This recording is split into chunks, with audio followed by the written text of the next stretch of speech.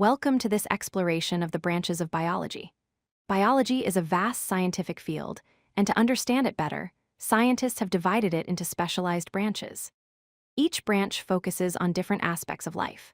Today, we'll discover the major divisions including botany, zoology, microbiology, and several other important fields that help us understand living organisms from the smallest bacteria to the largest ecosystems.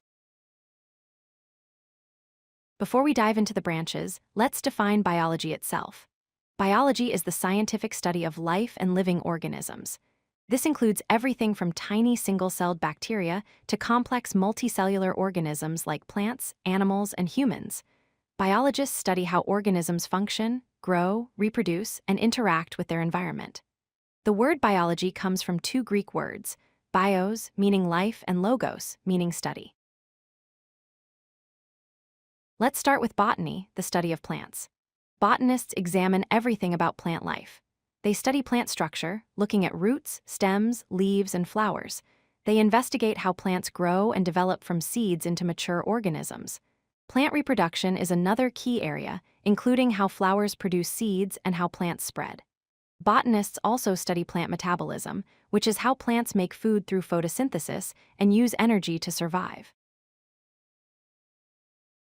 Next is zoology, the study of animals. Zoologists explore the fascinating world of animal life. They study animal behavior, observing how animals communicate, hunt, and interact with each other. Animal physiology examines how body systems work, like circulation, digestion, and breathing. Classification helps scientists organize the millions of animal species into groups. Zoologists also study animal evolution, understanding how species change and adapt over millions of years. Microbiology is the study of microorganisms, living things so small you need a microscope to see them. Microbiologists study four main groups. First, bacteria, which are single-celled organisms found everywhere on Earth. Second, viruses, tiny infectious particles that can cause diseases. Third, fungi, which includes yeasts and molds. And fourth, protozoa, which are single-celled organisms that can move on their own. Many microorganisms are essential for life, while others can cause illness. Genetics is the study of heredity and genes. This branch explores how traits pass from parents to offspring. Geneticists study DNA structure, the molecule that carries genetic information in all living things. They examine gene expression, which is how genes turn on and off to control cell functions. Inheritance patterns explain why children look like their parents.